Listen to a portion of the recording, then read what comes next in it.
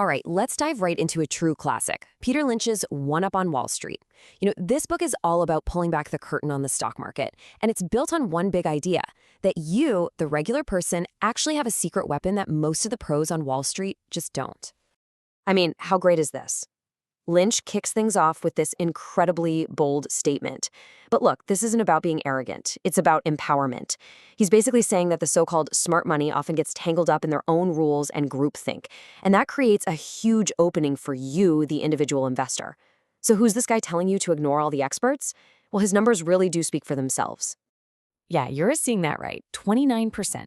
That was Peter Lynch's average annual return when he was running the legendary Fidelity Magellan Fund, all the way from 1977 to 1990. I mean, he took that fund from just $18 million in assets to over $14 billion. So when a guy with that kind of record has something to say, you probably want to listen. And the crazy part is, his core philosophy is just so simple.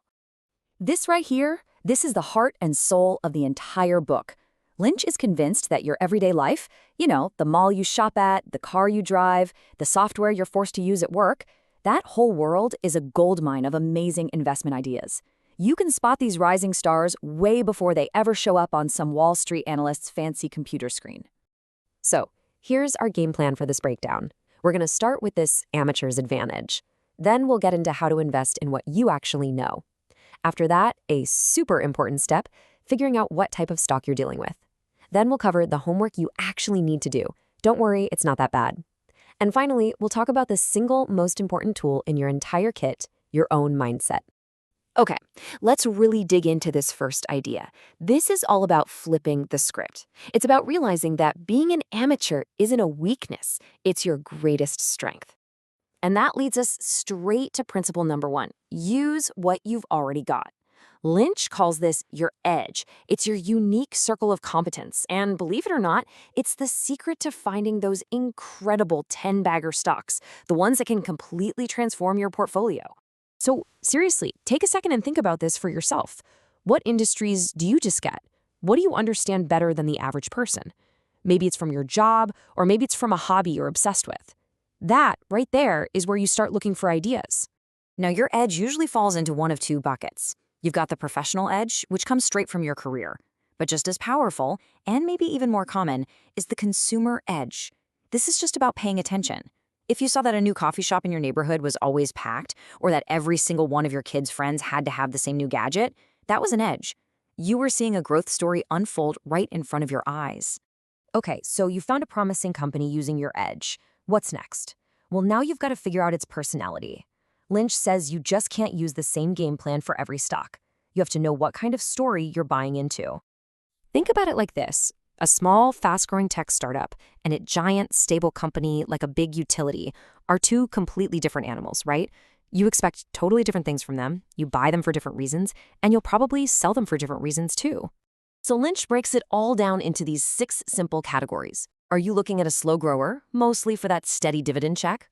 Or a stalwart for reliable, solid growth? Or maybe you're hunting for a fast grower, something with explosive potential. It could even be a cyclical, where timing is everything, or a beaten-down turnaround that's hoping for a comeback. Knowing the category tells you exactly what to look for and, just as importantly, when it might be time to sell.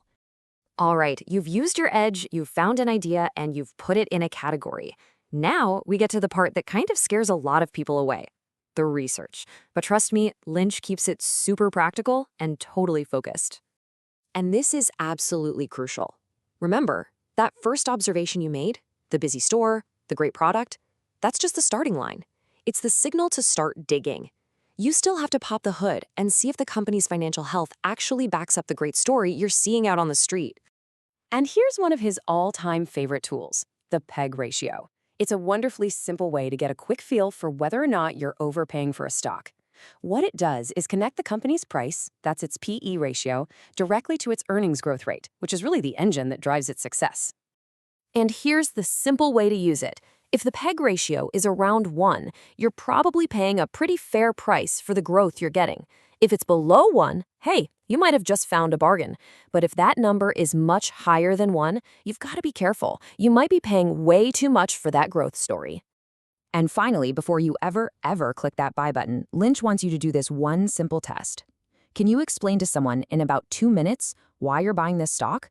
If you can't tell that story simply and clearly, you probably don't understand it well enough to own it. Simple as that. So we've covered the what and the how. But Peter Lynch is absolutely adamant that the biggest factor in whether you succeed or fail isn't your strategy, it's your psychology. This quote pretty much says it all, doesn't it? That impulse we all have to panic and sell when things get rocky, or trying to perfectly time the market. That's what absolutely destroys returns over the long run. The real money is made by being patient and just riding out the storms with good, solid companies. Lynch famously said that the most important organ for investing isn't the brain, it's the stomach.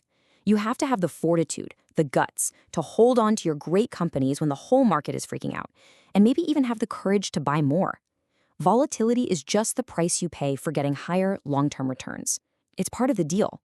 And that really brings us to the final critical question that Lynch leaves us with. This isn't about being a genius. It's about having the discipline, the patience, and the emotional control to let your research and your long-term plan actually play out. So, the real question is, do you?